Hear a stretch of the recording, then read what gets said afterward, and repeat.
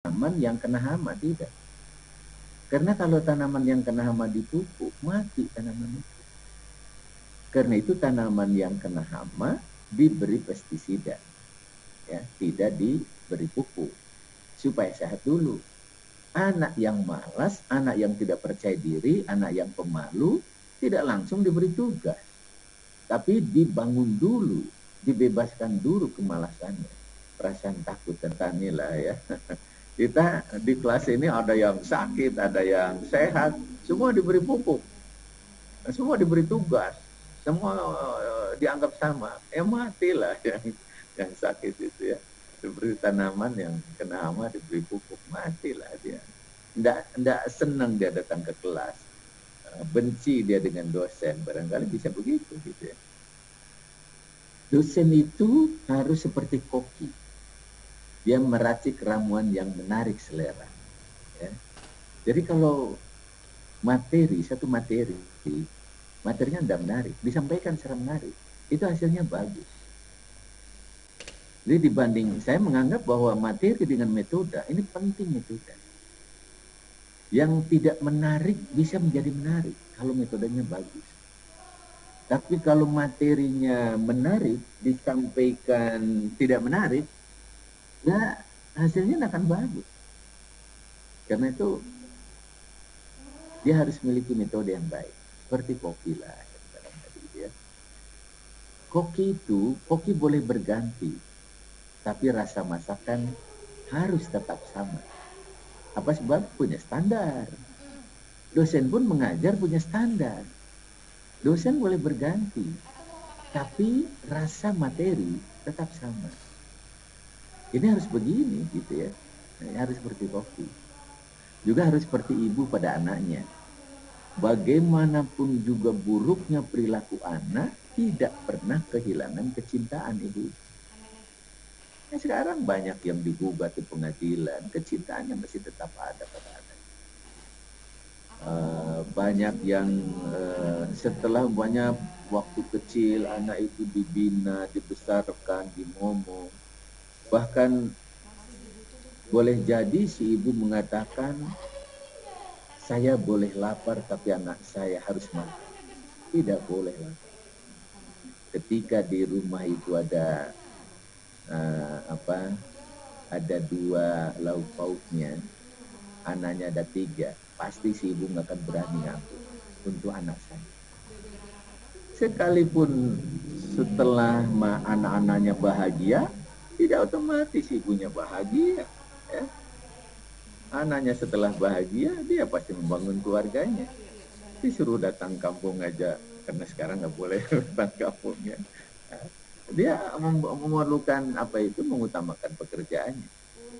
Nah, sekalipun demikian, kecintaan ibu pada anak tetap tidak akan hilang. Demikian juga kecintaan pendidik pada anak didiknya. Ya. Bukan peserta didik. Kalau peserta didik, peserta seminar itu administrasi saja ya. Saya lebih senang anak didik saja gitu. Nah, kalau dibangun oleh kecintaan, rasa sayang pada anak-anak itu, pada mahasiswa, insya Allah kan benar-benar dia akan mencintai anaknya seperti mencintai dirinya. Dia nyaman. Kalau nyaman anak-anak di kelas, kita pun nyaman ya. Dan itu adalah sumber kebaikan. Kita mengajar 1000 anak, 1000 mahasiswa dengan ilmu yang bermanfaat, itu kan simpanan akhirat, itu kebaikan. Kalau ngajarnya ikhlas ya.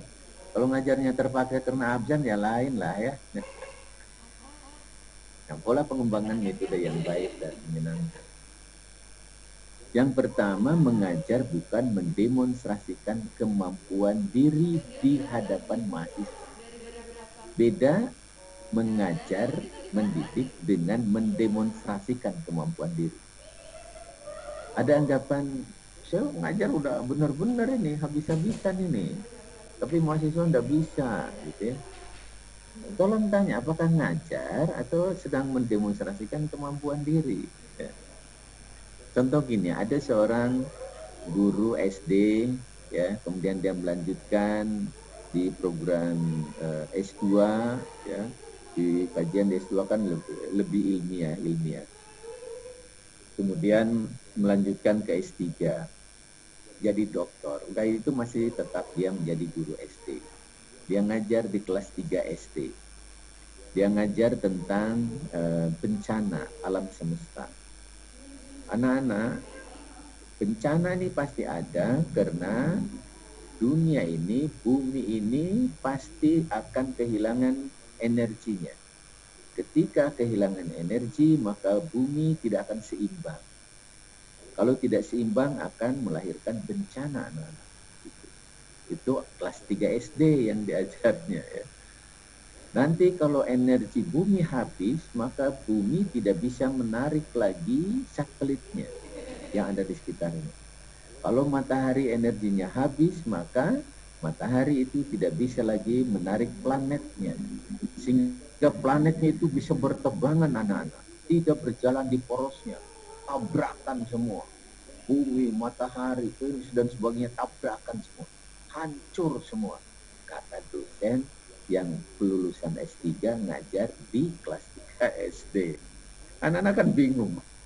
Hancur semua. Kemudian kata anak-anak itu, dia nanya, Pak kalau gitu sekolah libur ya?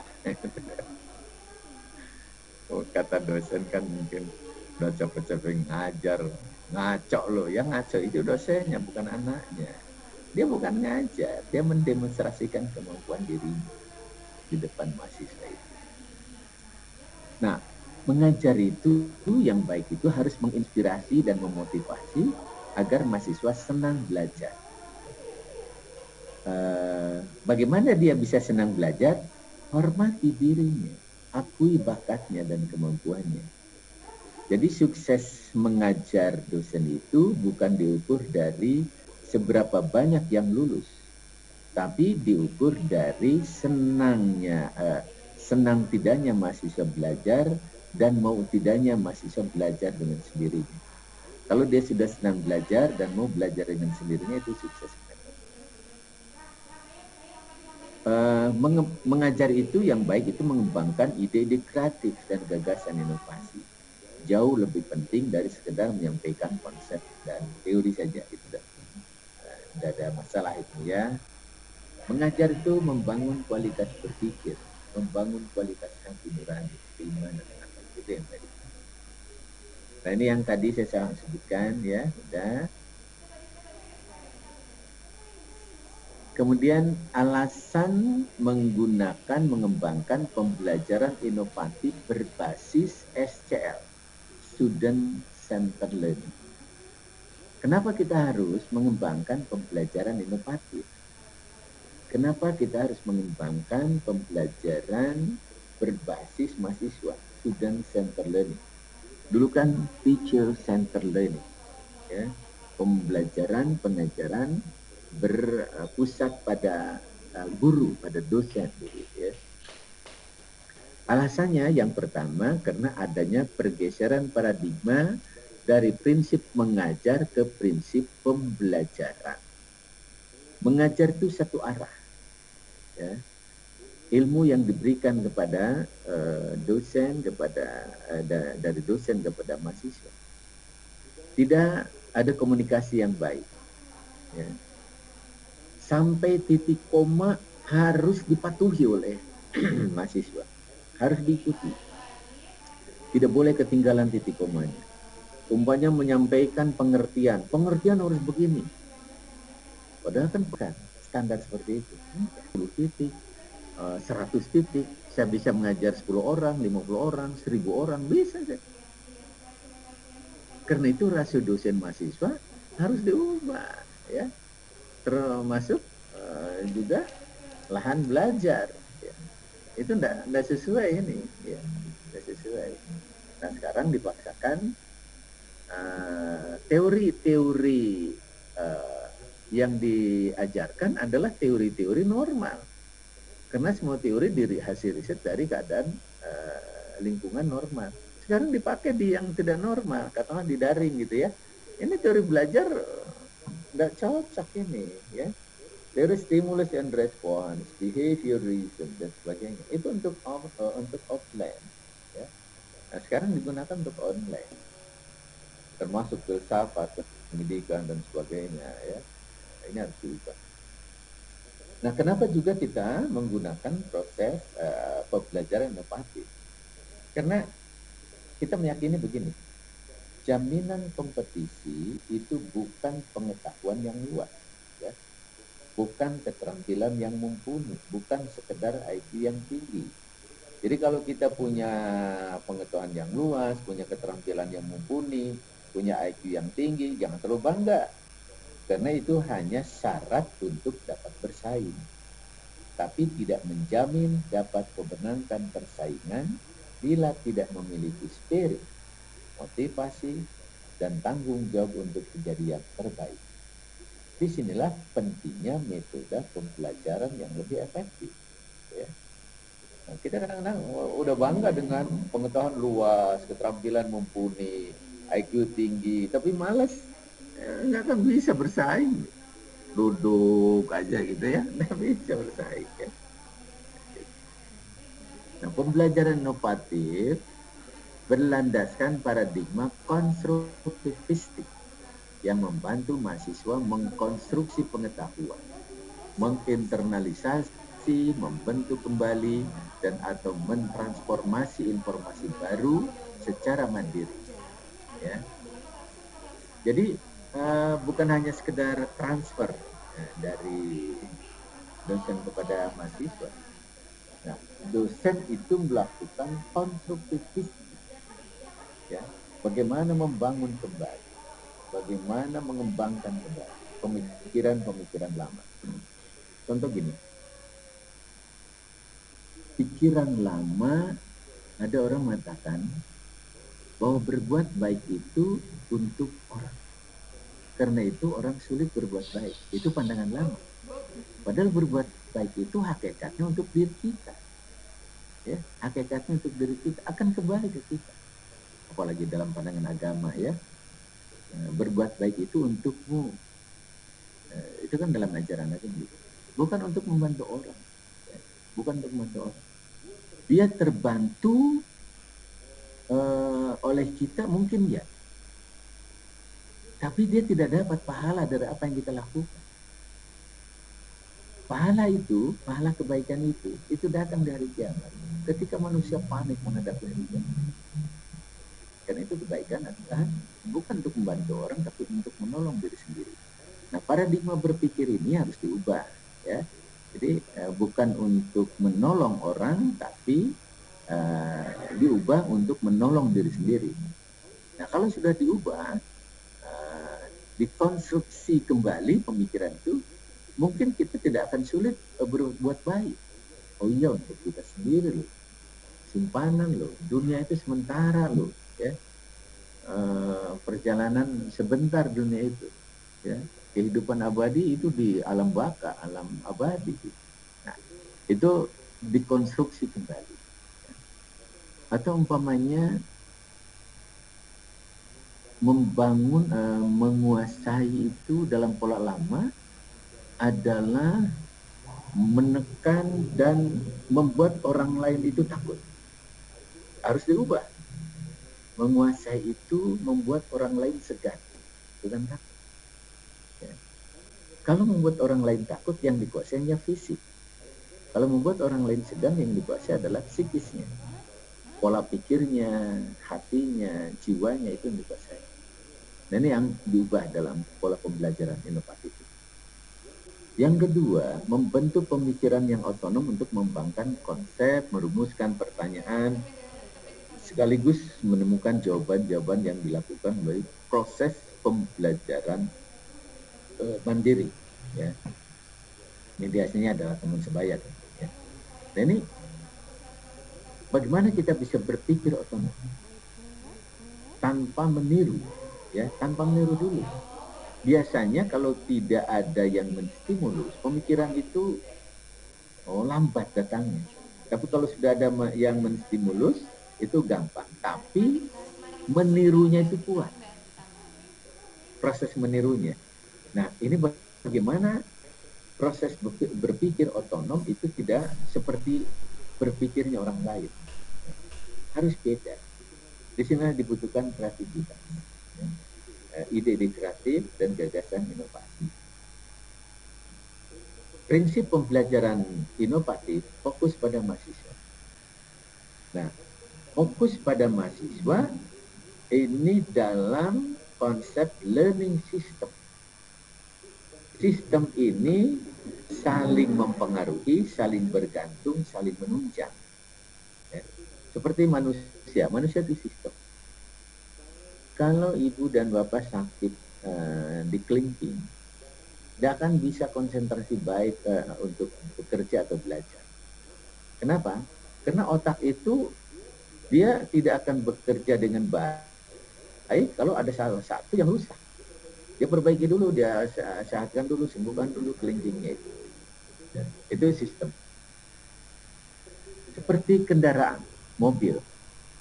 Mesinnya bagus, remnya bagus, bahan bakarnya ada, ya gasnya bagus,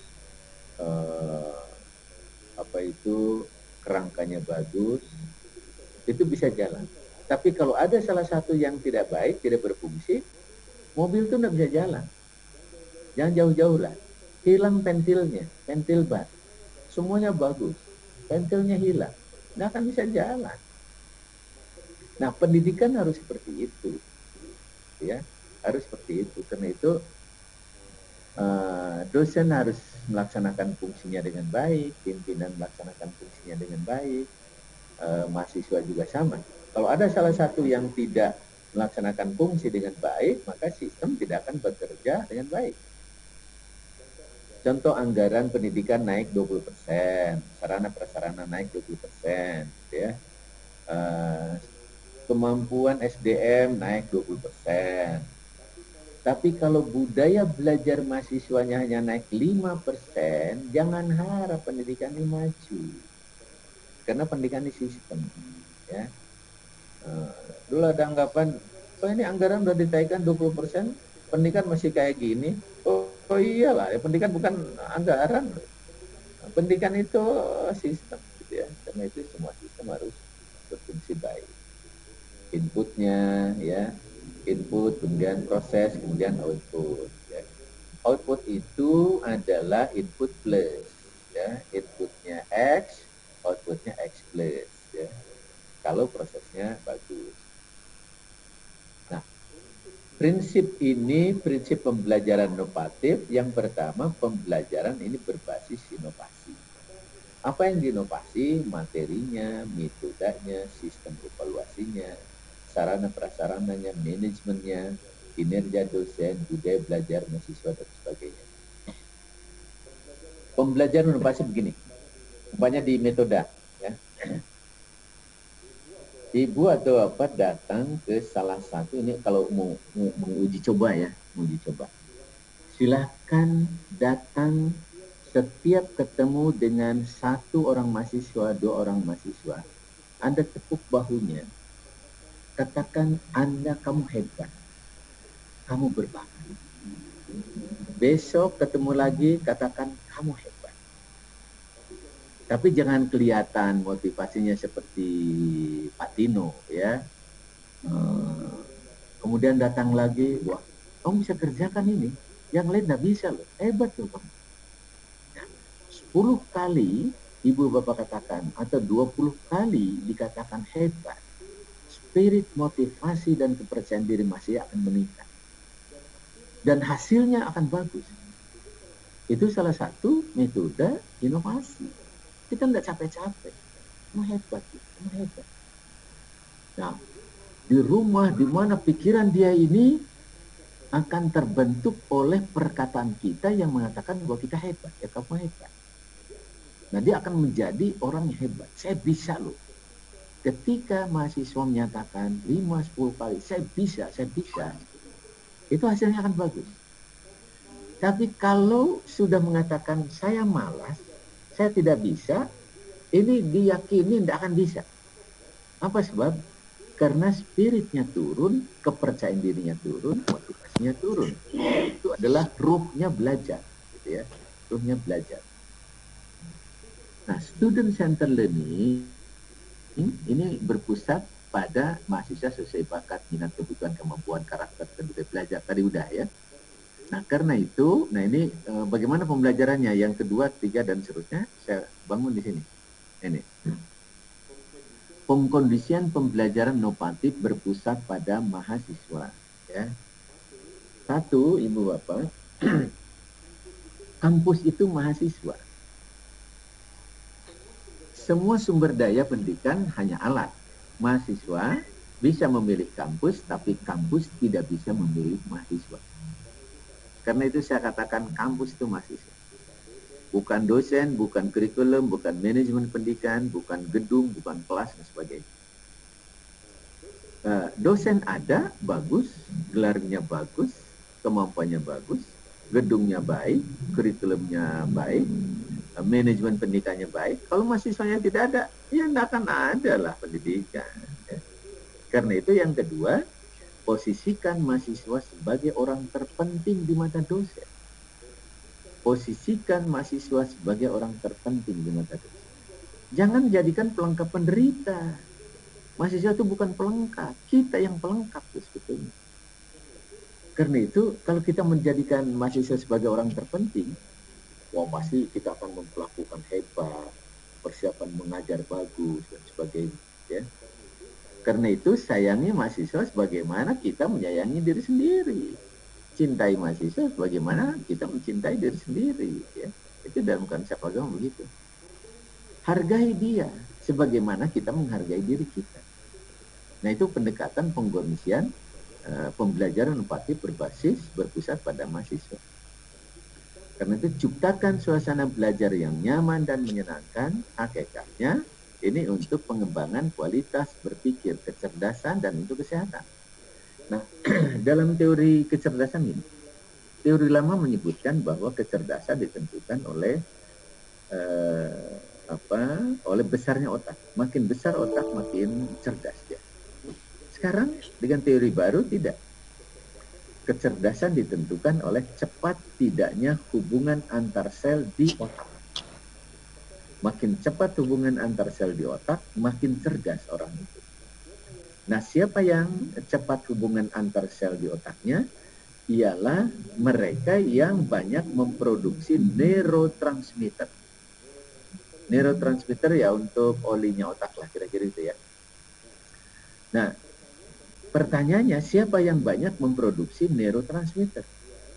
Ialah orang yang selalu bahagia, selalu nyaman, selalu senang. Ya. Karena itu senang itu meningkatkan kecerdasan.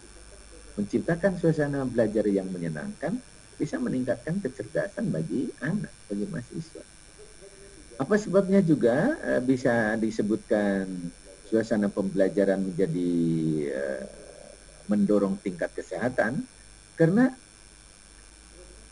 orang yang selalu bahagia, selalu senang, selalu nyaman, ini banyak memperkuat sistem imun, ya, kekebalan tubuh. Karena orang yang selalu senang jarang sakit-sakitan, ya. Tapi orang yang banyak stres itu yang banyak sakit-sakitan. Ya. Yang keenam, ciptakan suasana yang mendorong semua mahasiswa merasa dirinya berbakat, berharga, dan berkemampuan. Jangan katakan bahwa kamu malas. Jangan katakan kamu bodoh. Nah, itu tabu diucapkan oleh dosen. Apalagi membawa-bawa orang tuanya. Kamu tidak akan bisa. Bapak kamu juga dulu bodoh. Nah, itu jangan bawa-bawa ya. Nah, itu tidak boleh. Tidak menjadikan mahasiswa seperti dirinya. Ingat, dosen tidak menjadikan mahasiswa seperti dirinya. Tapi menjadikan mereka menjadi dirinya sendiri. Kalau kita ingin menjadikan mahasiswa seperti diri saya, pasti saya banyak marah. Kenapa?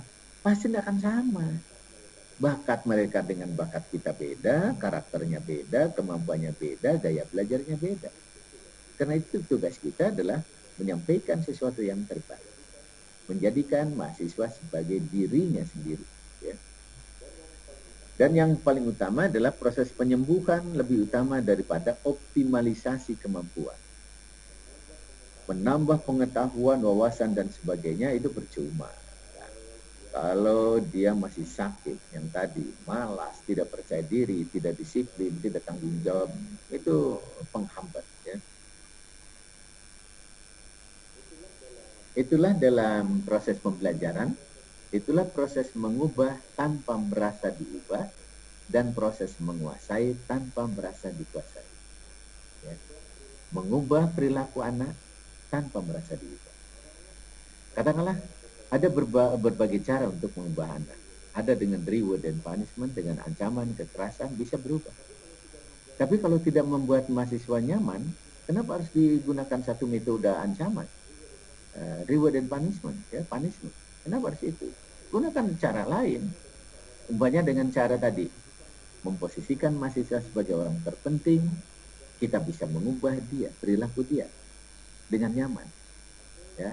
Atau menciptakan suasana yang membuat dia termotivasi dengan baik, kenapa harus kita ancam? Kalau kita bisa ubah dengan cara yang baik, kenapa kita harus marah-marah? Nah, ini cara menguasai tanpa merasa dikuasai. Peran dosen dalam pembelajaran inovatif berbasis SCL. Dosen itu bukan penguasa kelas. Dosen itu pelayan belajar. Tugasnya bukan hanya mentransfer ilmu kepada mahasiswa, tugasnya membantu kesulitan belajar mahasiswa. Jadi tugas utama dosen bukan mengajar. Oh ini di Undang-Undang Sistem Pendidikan Nasional 2003 mengajar, membimbing, melatih, Pak. Oh iya benar, benar. Tapi bukan yang sebenarnya. Kalau kita hanya mengajar, selesai waktu dan sebagainya, dia tidak ngerti, masa bodoh. Oh ngerti mau enggak, masa bodoh. Itu mengajar. Tugas utama bukan mengajar, membantu kesulitan belajar mahasiswa dengan cara mengajar, dengan cara menulis, membimbing, melatih dan sebagainya. Itu cara saja. Ya. Nah karena itu tugas yang paling penting adalah bagaimana membangun spirit, motivasi, kepercayaan diri, dan tanggung jawab untuk menjadi yang terbaik di bidangnya dan pada zamannya. Itu yang paling hebat. Tanggung jawab yang terbaik di bidangnya dan di zamannya. Nah, karena itu dosen harus menjadi sosok yang disenangi, ya, bukan yang dibenci, ya. Nah, kalau menjadi sosok yang dibenci bukan sumber kebaikan, ya, sumber dosa itu, ya. Harus menjadi sosok yang disenangi dan dirasakan manfaat. Model-model pembelajaran. Aduh ini waktunya. Ini sebelum masuk ke model pembelajaran student center learning dan nanti ada model pembelajaran inovatif learning. Karena waktunya saya tidak sampai jam 10 karena ada ini lagi ya. Silakan kalau ada yang mau didiskusikan. Ada? Assalamualaikum, Prof. Waalaikumsalam warahmatullahi. Selamat Dengan pagi. siapa ini? Dengan Ibu Neneng. Bu Neneng, silakan Bu Neneng. Ya. Untuk mahasiswa akuntansi di semester akhir terutama, kan mereka sudah magang, ada sebagian yang sudah bekerja gitu, Dok, Prof. Nah, biasanya mereka keadaan fisiknya memang ke kampus sudah kelelahan gitu ya. Nah, saya mengetahui hal itu, memang ada beberapa gitu ya yang tidak melengkapi dengan tugas dan sebagainya. Nah, diri saya kadang-kadang memang banyak toleransi, tetapi itu tidak akan, sebenarnya itu tidak akan begitu bagus ya untuk mahasiswa itu sendiri gitu. Walaupun mereka memang menonjol gitu ya. Itu masalahnya. Kemudian masalah yang kedua, kita tahu diserahkan tugas bimbingan skripsi. Nah, sudah tahu juga memang karakter dan kemampuan anak itu segitu, maaf, minimal misalnya gitu ya, Prof. Nah, bagaimana membangun diri saya sendiri ini untuk lebih percaya ke mahasiswa tersebut mampu menghasilkan hasil penelitian yang memuaskan artinya bukan hanya sekedar memenuhi standar saja gitu, tapi lebih bagus lebih tinggi dari yang kita harapkan gitu. Walaupun memang basically kita tahu, karena kita tahu sendiri anak-anak kita di kelas ya gitu, Iya, iya. kemampuannya memang minim gitu ya, untuk menghasilkan hasil karya yang bagus walaupun ditunjang dengan objek penelitian dan data mumpuni gitu. Nah, bagaimana Prof? Terima kasih. Terima kasih. Bu Neneng, kita tidak bisa dipungkiri kalau ada mahasiswa yang tidak mengerjakan tugas dan sebagainya, pasti jengkel. Sudah jengkel, marah. Udah marah, kita tidak nyaman, mahasiswa juga tidak nyaman. Ujung-ujungnya itu tidak bagus proses pembelajaran. Gitu ya. Dengan cara ada teknik tradisional, ada teknik modern dalam menguasai dan mengubah perilaku mahasiswa. Teknik tradisional itu dengan ancaman, dengan kekerasan, dengan hukuman dan sebagainya, itu teknik tradisional. Untuk apa? Mengubah. Tapi ada juga teknik modern dalam mengubah sikap pemikiran dan perilaku mahasiswa. Teknik modern itu dengan apa? Ciptakan suasana yang nyaman dan menyenangkan bagi dia untuk membangun spirit, motivasi, dan kepercayaan diri. Karena itu mahasiswa bukan bekerja dengan tenaga, bukan belajar dengan keterampilan, tapi mahasiswa belajar dengan spirit. Tidak akan capek. Kalau dia belajar dengan tenaga, dengan keterampilan, menghadapi sesuatu yang tidak nyaman bagi dia, dia marah, dia capek. Karena itu belajarlah, ciptakan suasana yang membuat dia belajar dengan spirit. Buat senang dulu dia. Kita pun kalau bekerja dengan hanya menggunakan, mengandalkan tenaga, keterampilan, capek kita. Capek kita. Tapi kunci yang tadi, senangi, cintai, nikmati. Itu kita bekerja dengan spirit, dengan motivasi. Kita tidak akan ini ya, tidak akan terlalu capek.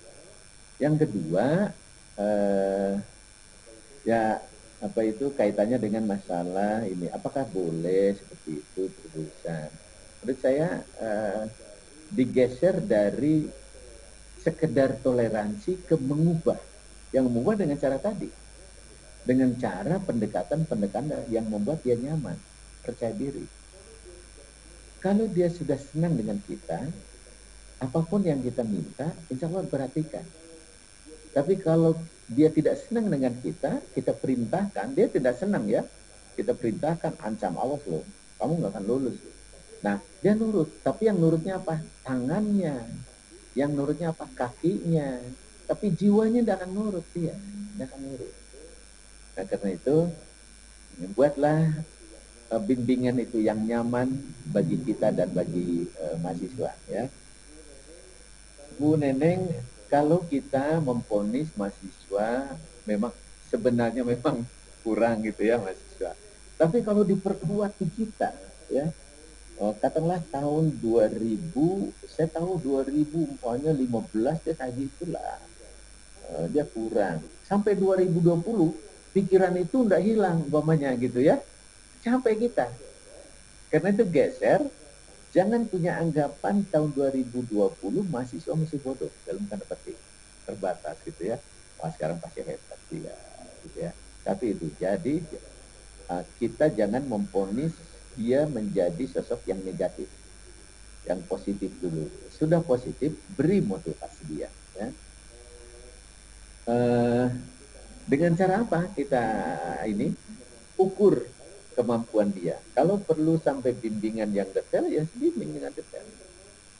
Saya pernah membimbing mahasiswa yang mau riset kuantitatif. Statistik nggak bisa, laptop nggak bisa. Kemudian saya bimbing, saya perlihatkan ini nih, cara menganalisis data kuantitatif. Saya masukkan data asal-asalan di SPSS, ya, masukkan, sudah saya masukkan data itu, kemudian saya klik mau regresi, ya, atau mau uji tes atau t-test, mau menggunakan apa itu yang apa yang kompleks itu, regresi yang analisis jalur, saya langsung praktekkan di situ dalam jangka sekian menit, 2 atau 3 menit, seluruh data itu bisa dianalisis. Kemudian kata masuk, wah hebat Pak, cepat kalau gitu. Kemudian dia nanya, gimana caranya? Kamu belajar, cari laptop, datang ke sini, Bapak cari. Diajari dulu, kemudian setelah itu diajari SPSS. Ya paling SPSS untuk memasukkan data dan sebagainya cukuplah 15 menit bisa lah gitu ya. Untuk pengembangan ke depannya, analisis datanya, tafsir datanya itu bisa baca. Ya. Sampai dia termotivasi karena melihat begitu mudah menganalisis itu. Belajar, belajar, belajar. Pernah jam 12 lebih, ya, jam 12 malam lebih, dia ngebel. Dia ngebel. Siapa ini orangnya? Kemudian pas lihat, oh si ini gitu ya. Kemudian tanya, ada apa kamu? Pak ini saya kesulitan ini untuk memasukkan data ini. Kira-kira gimana? Karena saya menghargai dia, motivasinya bagus, saya juga hargai dia. Tidak saya marahi ya, saya hargai dia. Kemudian itu udah seneng, udah selesai ya, dia bisa. Akhirnya kebetulan dia guru SD, dia sampaikan, Pak, guru-guru yang seprofesi saya yang tergabung dalam organisasi di PGRI, saya ajari SPSS katanya. Wah saya senang sekali gitu ya. Dan udah selesai. Ada juga yang satu lagi yang dari Cirebon, ya. Dia udah selesai. Dia sengaja udah sekian tahun, dia datang, Pak katanya saya datang ke sini hanya untuk bertemu dengan Bapak saja. Saya dulu sangat senang diajari dengan ini, padahal hanya 15 menit gitu ya. Dan saya senang, saya bisa melakukan riset untuk apa itu penelitian kompetitif dan sebagainya. Dia bisa lakukan itu. Jadi kalau kita ajari dibimbing dengan tekun, dengan apa, dia senang dan kita pun senang. Tapi kalau tidak, kita marah, dia pun marah. Kira-kira begitu Bu. Ya, baik. Terima kasih. Terima kasih. Saya lihat ini dari model SCL dulu ya. Nanti saya share ke Bu Erna, ini materi ya, Bu Erna nanti akan menyampaikan. Model cooperative learning, model think, fair, and share. Itu model student center learning, ya, bagian dari model student and center learning. Caranya gini, jadi dosen menyampaikan gagasan-gagasan baru, ide-ide baru, materi yang jelas, yang menarik, kemudian setelah itu buat kelompok. Satu kelompok 2 orang. Satu kelompok 2 orang. Nah, setelah dibuat kelompok, masing-masing kelompok diberikan soal yang harus dibahas melalui kajian yang kontradiktif, yang berbeda. Ya, seperti saya sampaikan di sini. Satu kelompok itu 2 orang. Si A disuruh membahas COVID dari sudut ekonomi. Si B membahas COVID dari sudut kesehatan. Wah, rame gitu ya. Kelompok lain juga sama, diberi soal yang lain ya. Umpamanya ada 5 kelompok gitu ya. Satu kelompoknya 2 orang. Oh ini kalau ekonomi tidak jalan, ini bagaimana manusia bisa hidup berkembang ya? Karena itu jangan ditutup pulang kampung itu ya. Segalanya menjadi tertutup ekonomi itu. Kata orang kesehatan, kalau ekonomi berkembang, kemudian orang sakit mati, tidak bisa, kira-kira gitu ya. Jadi suruh berdiskusi panjang sampai menemukan satu titik toleransi dalam berpikir. Nah, setelah selesai semua berdiskusi, masing-masing kelompok suruh ke depan menyampaikan gagasan dari hasil diskusi tentang kajian COVID dari sudut ekonomi dan kesehatan. Yang lain juga sama, kira-kira gitu. Ya. Ini model think, fair, and share. Kolaboratif saya lewati show sekarang. Model jigsaw seperti tadi, jelaskan materi yang akan dibahas oleh dosen kepada mahasiswa. Setelah jelas, bisa melalui video, bisa langsung, bisa umpamanya melalui yang alat-alat pada yang lainnya. Setelah itu dibentuklah kelompok. Kelompok antara 5 sampai 10 orang, tapi umumnya 5 orang satu kelompok itu. Tiap kelompok diberikan soal. Nah, satu kelompok, katakanlah kalau 5 orang, ya. Waalaikumsalam. Oke, kita lanjut ya. Satu kelompok umpamanya, kalau dia 5 anggota, dia harus mendapatkan satu soal. Nah, amplop yang diberikan ke kelompok itu harus ada 5 lembar. Satu lembar diberikan untuk satu orang. Ya. Nah, lembarannya berbeda. Ada lembaran merah, kuning, hijau, dan sebagainya. Ya. Nah, setelah diberikan soal masing-masing di amplop, masing-masing kelompok berdiskusi. Nah, diskusi bisa tentang pemerintahan, bisa tentang bencana, termasuk kopi dan sebagainya, atau bisa tentang pembangunan atau yang lain. Ya. Nah, setiap mahasiswa diberi satu soal di kertas yang berbeda. Kemudian dia selesaikan. Nah, setelah 10 menit, dosen memanggil masing-masing wakil dari kelompok. Silahkan Anda yang memegang soal berwarna lembaran kuning tampil ke depan. Nah, semua mahasiswa yang diberi tugas dengan lembaran soal berwarna kuning ke depan semuanya. Bisa dengan warna, bisa dengan angka ya. Atau angka 1 ke depan semua. Setelah kumpul, maka dibuatkanlah kelompok baru yang disebut kelompok ahli. Di kelompok ahli yang membawa lembaran kuning kembali ke kelompok awal. Kembalilah masing-masing ke kelompok awal. Setelah kembali ke kelompok dengan simpulan hasil diskusi dari kelompok ahli. Makin luas, makin kaya gitu ya. Setelah itu disimpulkan model metode pembelajaran student center learning. Banyak sebetulnya modelnya ya gitu ya.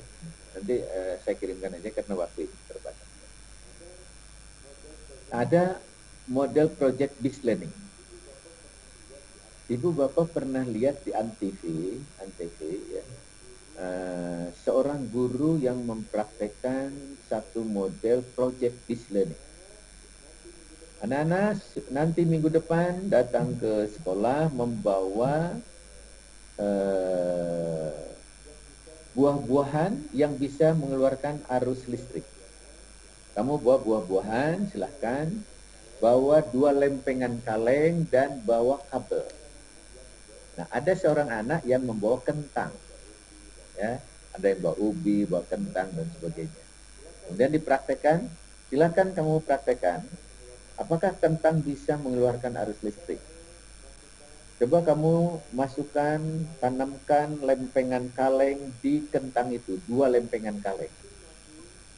Masing-masing dari lempengan kaleng itu disambungkan dengan kabel. Nah, ada 2 kabel, kemudian disatukan, itu bisa mengeluarkan arus listrik dari kentang itu. Kemudian masih di Antv, anak yang tadi sudah masuk SMA, ya, sudah masuk SMA, dikembangkanlah kemampuannya, ya, dia bikin kumparan listrik. Nah, kumparan itu lebih bagus dan dimasukkan kumparan itu ke batang pohon kedondong. Kemudian ditutup.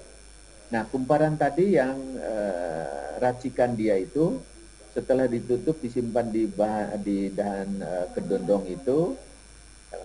Kemudian kumparan itu mengeluarkan dibasahi oleh getah-getah itu. Nah, disambungkanlah ke lempengan kaleng tadi, dari lempengan itu disalurkan ke kabel dan mengeluarkan arus listrik sebesar 200 watt.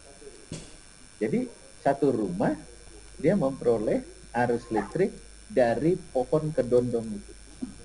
Ini project based learning, ya. Dan ini bisa memberi manfaat dan bisa menjadi proyek ya bagi mahasiswa nantinya. Kemudian ada uh, apa? Ada achievement target model. Ini ada beberapa ya. Saya lewat saja karena waktunya tinggal 3 menit lagi lah ya. Nah, achievement target model ini untuk pendidikan karakter. Ya. Jadi bagaimana melatih nilai-nilai dengan cara penyampaian materi, pelatihan, dan pembiasaan. Contoh yang akan dilatih gini. Yang akan dilatih adalah satu nilai kesabaran, umpamanya ya. Nah, saya sampaikan nih. Saya juga sama ya untuk semuanya ini tugas ini ya untuk apa ya. Bisa mau diberi tugas? Kok setengah-setengah ini? Mau nggak? Boleh, Oh ya, boleh ya. Ini Bunda Rese. Jadi itu tugasnya gini. 1 minggu ke depan, ibu dan bapak tidak boleh jengkel pada siapapun dan tidak boleh marah pada siapapun. Ketika besok jengkel, tulis jam berapa batalnya, rasakan apa yang hilang ketika batal. Ya. Wah, luar biasa ini, Prof. Ini tes kan kesabaran pelatihan nih, Prof. lah. Betul lah ya. Pokoknya nanti ibu datang ke rumah, kok istri saya jadi gini gitu ya. Harusnya marah, jangan marah dulu. Awas lu setelah latihan nanti. Jangan tapi ya. Nah, beri contoh nanti kepada mahasiswa. Contoh sekarang kan banyak ya contoh. Ini gara-gara rebutan lahan parkir. Saling bacok, yang satu masuk rumah sakit, yang satu masuk penjara. Ada lagi yang sate sianida. Ya, sate sianida ya. Sekarang sedang ramai. Gara-gara jengkel dia ke calonnya, ya. Kemudian dipantas kejengkelannya itu, akhirnya diputuskan dia beli sate dicampur sianida. Kemudian kasusnya berkembang seperti sekarang. Harga kemarahan dia yang 3 menit itu berujung pada ancaman hukuman mati atau seumur hidup. Ya. Itu mahal harga kemarahan itu. Kemudian juga di surat kabar PR ketika macet di Bundaran Cibiru, yang di depannya ada yang pakai sepeda, di belakangnya pakai motor. Setiap motor ke kanan, sepeda ke kanan. Setiap motor ke kiri, sepeda ke kiri. Nah, yang pakai motor itu marah, jengkel dia. Begitu dilewati yang pakai sepeda, itu diludahi itu yang pakai sepeda. Yang pakai sepeda kan kaget, dia nggak merasa bersalah, nggak ada spion loh di sepedanya. Ketika dia diludahi, kebetulan bawa golok, dibacok yang pakai motor itu. Yang satu juga sama masuk penjara, yang satunya masuk rumah sakit ya. Harga kemarahan, 3 menit harga kemarahan mahal. Ada juga yang istri buka HP suami, gara-gara buka HP ribut terus-terusan dan ujungnya cerai. Ini bukan cerita, ini bukan kritik. Ini fakta, kenyataan. Yang sudah senior, yang sudah punya cucu ya, gara-gara buka HP ribut-ribut sampai cerai. Harga kemarahan, 3 menit harga kemarahan. Nah, karena itu setelah diberikan penjelasan seperti itu, ya, latih lagi, tulis dalam 1 minggu batalnya berapa kali. Makin sedikit batalnya makin bagus. Kalau masih banyak, latih lagi, sehingga mahasiswa itu bisa hidup tanpa dendam dan kebencian. Itu model yang disebut dengan achievement target model. Ibu dan Bapak, ini waktunya udah habis ya. Tapi kalau ada lagi yang mau dikomentari, didiskusikan, dipersilahkan. Sebelum ditutup.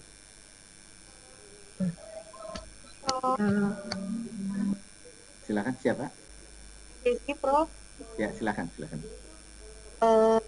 Ini Prof, kadang ada beberapa mahasiswa saya yang dia sehat gitu ya. kalau sebelum pembelajaran online, dia kan kalau misal UTS dan UAS kan di kelas ya, Prof. Iya, iya, iya.